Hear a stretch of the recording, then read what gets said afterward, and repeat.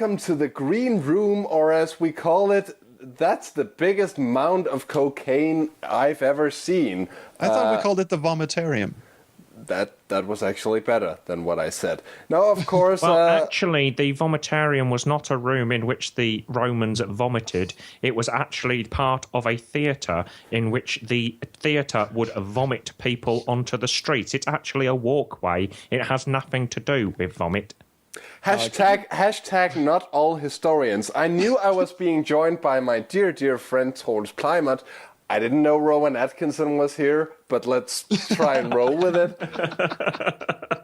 And it's Nelson's Willie. We've just come off a very successful episode on what designers should stop doing. Not that we don't talk about this every week, but really we thought we would take a 180-degree turn here for the After Dark special and talk about what is currently being done on the adventure game scene that we like, even though we shouldn't. And I got the impression that you guys may have had more examples than I do, because I'm just twisted and bitter and cynic. But Gareth, you mentioned before the tape started rolling that you had an idea that you were going to talk about something. So why don't you talk about just that?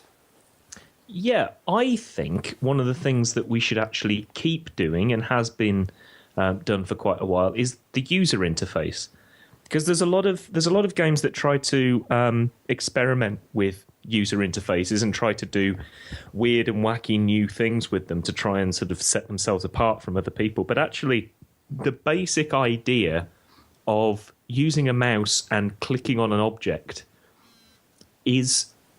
It seems we almost take it for granted because it's so simple, but actually those old Sierra interfaces where you could right-click to cycle through the icons and then click on something, that kind of works. Or even the sort of the adapted VerbCoin kind of interface, which, I mean, biased a little bit because I was involved in a game that used that, but there's a demo obviously out at the moment for Paradigm Adventure, which uses a sort of a mini VerbCoin where you right-click on something and then all of the options that you can do are right there where your mouse is. I kind of like that because, I mean, we've mentioned in previous episodes about games where you're clicking one area of the screen and then you have to move the mouse all the way over to another area of the screen to get one thing and then back to where you were before. And actually, some of those classic user interfaces, I'm more than happy for you to keep using them. One, because I'm used to them, but two, there's a reason why they survived, and that's because they kind of work. Mm-hmm. And even the sort of dumbed down left click to interact, right click to examine, I'm actually okay with that. It's a bit hard to do with if you're playing on a phone, because I had this app where I could play AGS games, and some of the games that my favorite married couple in the world, Francisco and Ben, did back when they were not employed by Wadget Eye. They are absolutely in love with the left click, right click interface, and the app that I was using had you had to double tap with two fingers to do a right click, which is absolutely impossible to do on a mobile screen and have it be anywhere near precise. But if you're sitting on a computer, that interface is perfectly valid. And having a VerbCoin on a mobile interface would work absolutely well. And the right-click to cycle through icons also works very well on a mobile. Well, the VerbCoin I'm very, very fond of because, you kind of went from parser to point and click and VerbCoin. And then it kind of stopped, and I do have issues with that. But I think the VerbCoin was a pretty good final step in evolution, and I certainly get what Gareth is saying. These interfaces do survive for a reason. They're actually very, very good. Yeah, and they feel natural. Because not just because we grew up with them, it's because it becomes second nature. Okay, I left click to do this, I right click to do that, or I hold down the mouse button and shit pops up, and then you can concentrate on the story and getting involved in characters and all this shit we keep going on about. I think it's kind of interesting for an interface that kind of began with Full Throttle in 1995 to still be relevant in 2016. I mean, in 1995, the amount of devices with touchscreens that we have today would have been utopia. I mean, you would have hoped for this to happen, but I don't necessarily think that people would have believed that this was going to happen. No. So that's actually quite quite interesting, and I think quite an achievement. Oh, and as long as we're talking about games that we really shouldn't be talking about, we are all playtesting Paradigm, which uses a VerбCoin interface. That game is going to be awesome. You should all check it out. I am currently playing a review copy of Nelly Kutalot and the Foul Fleet, which is also a really good game, and it has the left click to interact, right click to examine interface. But, and this is something I can't believe no one has thought of before, you can go into the options and enable single-click mode, which turns the interface into a verb, a VerбCoin. This is absolutely brilliant. You can choose whether you want the left-click, right-click thing, or you want a VerbCoin. That's clever, because in ye olden days, space would have been a limitation that would have made it kind of impossible to do that. Can't have two different interfaces. Today, no one gives a shit because hard drive space is actually incredibly cheap. Well, even this is not. It's not a space issue. It's when the VerbCoin pops up, you only have two options anyway, but you can do it with one mouse button. Oh God, it's about ethics, isn't it? Oh no, it's no, not it isn't. about ethics. No. No. But I mean, it's not just the space on your hard drive. I mean, it's the space on your screen as well. I mean, but back when you had like 320 pixel wide screens, the old good days. They weren't the old good days. It took 20 minutes for your computer to load up, and when it did, you only had like 2 nats worth of memory. Yeah, until the power company shut all the power down in your place. Oh, they weren't necessarily the good old days.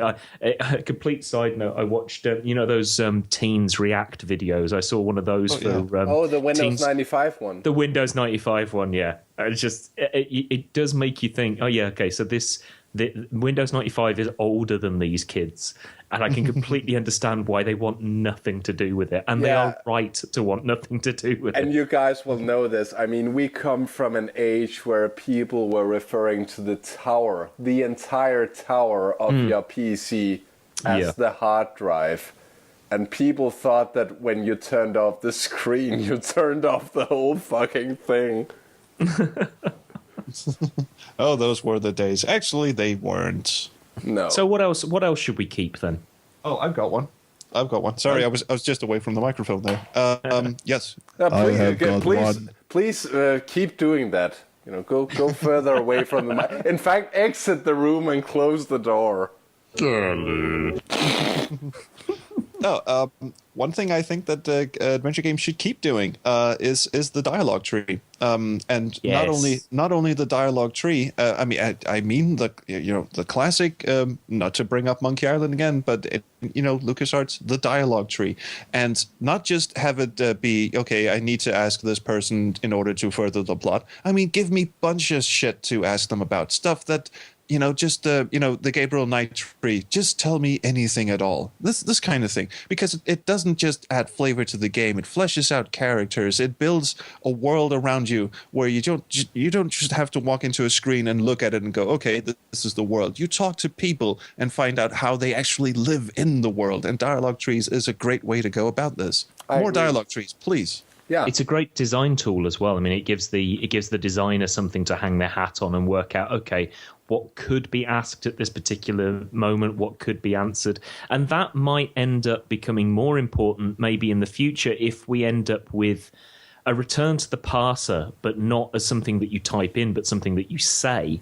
If you've got those kind of dialogue trees with non-playable characters, you might actually be in a position where you can say to that character, tell me about X, and then they will actually talk about that kind of thing and open up other possibilities. Yeah, I mean, Starship Titanic tried to do that. They had a dialogue interface, I guess, which was a parser, and you just typed in what you wanted to ask. It didn't work, but the idea was good. Mean Streets, Tex, is that the Tex Murphy one, the first one? That's the very first one, yeah. Yeah, I mean, you kind of, it's not proper dialogue trees, because all you're able to do when you get to a character is type in something that you want to talk about, usually a person or an organization's name or a thing. But I mean, that's kind of like the start of those kind of dialogue trees, really. It's just it wasn't immediately obvious to you what was possible to ask. And one of the great things about the dialogue tree isn't necessarily that it sort of guides you down one particular road, although clearly it does. But one of the things that's really good about it is that it actually tells you what it's possible to ask that character about and sort of guide you towards what you're supposed to do. And I think dialogue trees are a great idea. And I was just going to say, and please, just for the love of God, don't put a timer on them because, go listen to the main episode on that one. Yeah. Harvester, the much maligned FMV game, actually did something that few games have done. I can't, off the top of my head, I know it's not the only game to have done it, but this one had, a standard dialogue tree and then a parser underneath it. So you could type in something that wasn't on the dialogue tree. You could sort of push the conversation into an area that, because when you enter a dialogue tree, it's kind of like okay, now the main character is telling you that this is what he or she wants to talk about.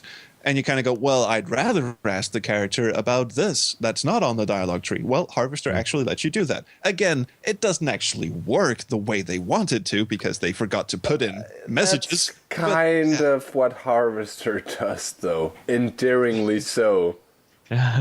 Doesn't quite work. Well, Fred, you were mentioning, I think you mentioned earlier, but in relation to having timers on dialogue trees, you were... I can't remember what it was that you were talking about. Well, usually, if people ask me something and I just stare at them without giving a reply, they'll back off and try to avoid eye contact. And my point was kind of that it makes it hard for me to suspend my disbelief when that becomes an option, staring at an NPC indefinitely without them going, well, what the fuck are you waiting for? Or being able to repeat the same thing over and over and over and over. I mean, choose your worst offender, because I think they're equally bad as far as suspension of disbelief goes. Well, I completely agree with that, but I think what I thought to sort of marry the 2 points together was that if you've written your dialogue tree so terribly that becomes obvious, then you've done a bad job. But actually, in a lot of games, although clearly it isn't entirely naturalistic, you can at least buy it within the world of the game that you're playing and of move on. But there are some where it's so obviously terrible that you're like, I mean, come on. I mean, I understand that you want to force me to only do one or two things, but clearly I should at some point be able to ask this character about something. At the very least, allow me to ask them, allow them to say nothing of use, and then give me some hint that I'm supposed to do something else to get that information out of them. Yeah, make your characters into actual human beings. Yeah. And the another thing that just leapt to mind was, as far as extraneous dialogue goes, Beneath the Steel Sky has this. I was going to say these and then this, and then just sort of collided in my head. At least at the very start of the game, and also at certain points during the game, you can activate certain dialogue options just by participating in conversations in a certain order or asking the correct things. For instance, you enter the factory, and the supervisor comes up and asks you, what the fuck are you doing here? And you can tell him one or two things. You can tell him that you're an inspector and he doesn't quite believe you, or that you wandered in by mistake and then he tells you to get the fuck out.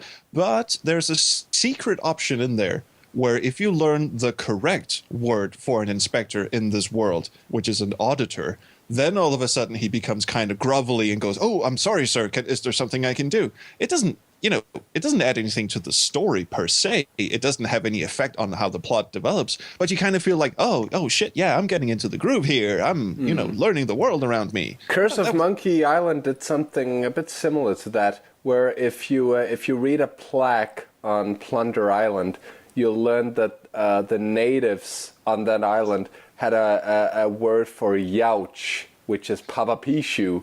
And from that point on, if you read that plaque, whenever Guybrush Threepwood would have said youch, if he hadn't read the plaque, he'll say Papapishu. That'll only happen if you read that plaque. Yeah, and it adds flavor, absolutely.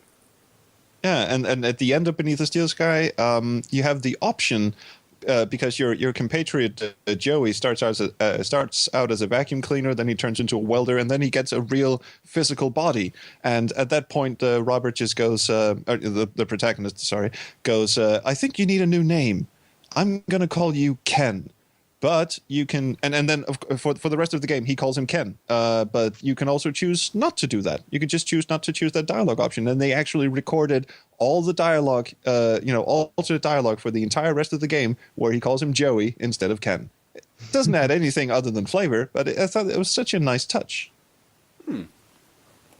Anything else that we think that games should keep I on thought doing? I was gonna latch onto something, but I actually don't. And that's not to say that I don't have anything that I want to highlight. It's just that, well, there's so much stuff. I mean, keep telling interesting stories. Keep fucking with the formula. It's the interesting stories that we always want. So if you find a way to do that, Godspeed and. Yeah, I will say that stories should come first, and if you have an interesting story, then just fucking tell it. I don't necessarily care whether it's a text adventure, a parser game, a point-and-click game, a 3D game. As long as you have a story that's interesting enough for me to be engaged in, well, then I want to fucking do that. If you go out of your way to say, well, let's make a Sierra 1991 game, then you've dropped the ball, and I likely won't spend time with it, because that's not what should come first. Well, there is a point to end on. Yeah, I guess there is a point to if you set out to make a game that is Sierra era 1991, you will have an audience, but it won't be mainstream, and it'll be a very niche game in an already niche genre. Yeah, you will have an audience, and you will only ever have that audience. But you can grow that audience doing it as a Sierra 1991 game. If it's a great story, the gameplay is compelling, and everything about it's good. This is one of the problems that I've kind of found in. Again, because apparently this is all I talk about, but in professional wrestling, exactly the same problem's happening. Is that there are so many companies that are doing what they did in 1999. Exactly the same problem's happening. Exactly the same problem is happening. Well, they're putting on exactly what they were doing in 1999, and it appeals to those people who loved what they were doing in 1999. But if you actually want to grow your audience beyond this niche, you need to do something that actually tells a story that is compelling to the people who are alive now and are doing stuff now. And I completely believe that you could do a Sierra 1991 style game and get a mass audience for it. Absolutely. But the only way you're going to do that is if you're telling a good story in a good way and you engage people in it. And that's what needs to happen. So I think actually we can end the episode by saying that adventure games are a lot like professional wrestling. At the end of the day. So. At the end of the day, it's at least for wrestling's sake, it is still about two burly men beating the crap out of each other, but you can make it engaging. And with adventure games, it is clicking and pointing at things and stealing people's shit. But as long as you make it engaging and interesting and compelling, then you've got an audience. Yeah, tell your interesting stories, grow the audience, expand it, and then ultimately you'll feel like you could, like I could. Take on the world. World. Well, I was hoping you'd do that. Super. All right. So I think we've got a good one in the can here. And also, keep your flesh noodle dry unless you want to get it wet. Don't take any wooden buckasoids. Please wash your feet and take off your shoes, but not in that order. And send your comments to Fred, because we don't give a shit. I want to read your comments. Stop that. Oh, where? Yeah, please. I was just going to say, where's that soundboard clip when we need it? Shut up. For God's sake, just shut up. I think that actually goes for us as well. Thank you for tuning in. Oh, sorry, Fred, you were hosting. You say that. Thank you for tuning in. Thank you. See you next week. I need a piss.